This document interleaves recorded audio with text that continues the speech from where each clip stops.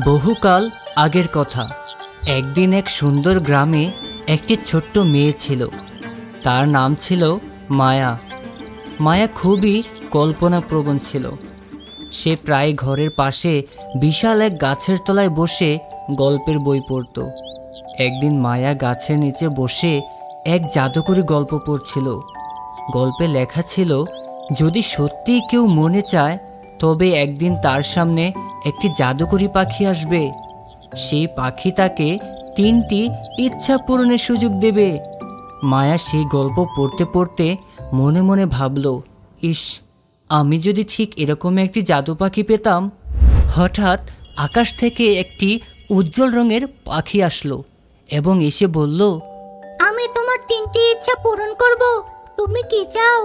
মায়া প্রথম ইচ্ছা হিসেবে বলল, আমি চাই আমার গ্রামটি সব সময় আনন্দে ভরে থাকুক। পাখিটি একটি উজ্জ্বল আলো ছড়িয়ে দিল এবং পুরো গ্রামে খুশির ঢোল নেমে এলো। দ্বিতীয় ইচ্ছা হিসাবে মায়া বলল, আমি চাই সবাই আমার মতো কল্পনাপ্রবণ হোক। পাখিটি আবার আলো ছড়িয়ে দিল এবং গ্রামের সবাই গল্প বলতে শুরু করলো।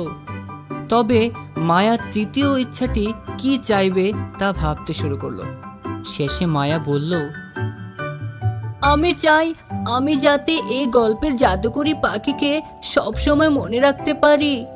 পাখিটি হাসলো এবং বলল, আচ্ছা ঠিক আছে, এই ইচ্ছে তোমার পূরণ হলো। তুমি সব সময় আমার কথা মনে রেখো, কারণ আমি তোমার হৃদয়ে থাকব। পাখিটি এই কথা বলার সাথে সাথে আকাশে উড়ে গেল। মায়া বুঝল যে সত্যিকারের আনন্দ আর কল্পনার জাদু আমাদের মনে থাকে এবং সেই জাদু কখনো হারিয়ে যায় না।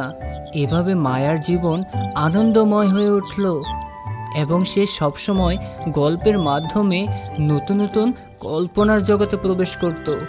আর এভাবেই শেষ হলো মায়ার গল্প, কিন্তু তার কল্পনার জাদু চিরকাল বেঁচে রইল।